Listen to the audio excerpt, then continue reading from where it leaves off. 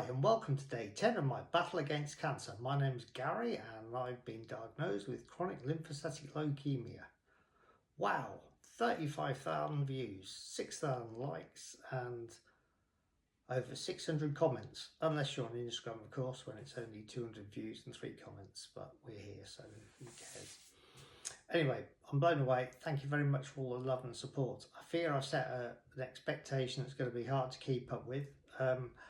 I'm definitely not going to be able to get the missus on here every night to help me out with some antic to demonstrate some facet of cancer. She wouldn't come tonight. I suspect it was largely because I wouldn't let her use the whip last night's Trust Your Wife game. Anyway, not to worry, I'm sure we'll get her on before the end of the week. I wanted to talk to you tonight about hyperinsulinemia. This is a period of raised insulin over a long period of time, which causes all sorts of diseases. Now, not least of which is cancer, and that's the main cause of my cancer, but it can also lead to diabetes, cardiovascular disease, hypertension, and a whole range of nasty chronic diseases. So actually, to avoid all of these things, I could have avoided mine if we just followed some simple steps. You know, stop keeping your insulin up all day long. I used to have coffee with milk and sugar 8 in the morning all the way through the day till 10 at night. I used to follow Bill Phillips' Plan for Life, which recommended you eat 6 times a day. You know, every time you drink, every time you eat, it signals to your body and it spikes your insulin levels. So effectively, my insulin was raised all the time for nearly 40 years. Can you imagine the damage that's done?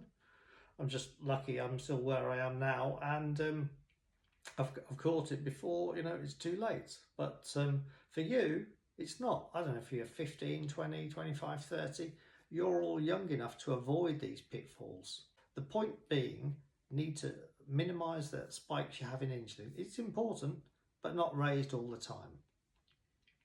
So key things to get rid of or keep insulin low are chill, don't get stressed, or try to avoid stress if you can help it. Get lots of sleep, 7 to 8 hours a night. I know there's a temptation when you're younger to burn the candle at both ends, but you don't need to. You know, save yourself now so you can live twice as long later, or a healthy life later. And eating. Yeah, look, we all need to eat, and I'm not telling you what to eat or what not to eat. But if you are, try and reduce your carbs and restrict your eating to a window of between 6 and max 8 hours. That way your body has a period of fasting and a period without all that insulin, making your life a lot easier. Anyway, I'm not preaching to the converted, I'm just trying to help you all avoid some of the issues that I've now created for myself. So as far as today's concerned, I've had some great foods, been a great bank holiday weekend. My ketones have been above 3 all day, which was really good. Went to the gym, went for a run, felt really tired. I spoke to the doctor and she said to me, it's only to be expected, it'll take me nearly 2 months to really move over to a ketone diet and get my energy levels back when I'm doing that exercise, but it will come.